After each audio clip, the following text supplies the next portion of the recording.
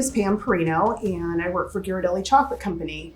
I've been with the company for just a little bit over 4 years, and I am their digital commerce, content, and operations manager, and the Salsify administrator as well for our company.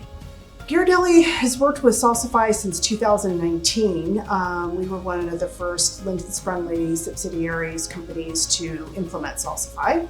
Salsify has had an amazing impact on our go-to-market processes.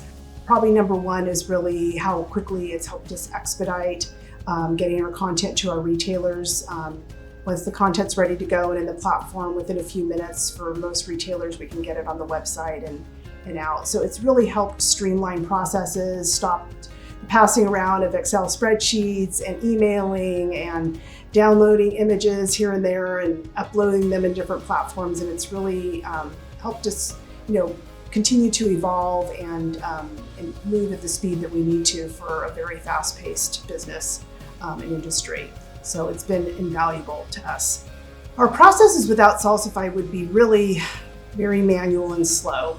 Where with Salsify, everything lives, it's our source of truth, it's our golden record of product information, and we can very quickly and easily get it into the platform and then provide it to our retailers. So it's definitely been really an invaluable tool in every way for us.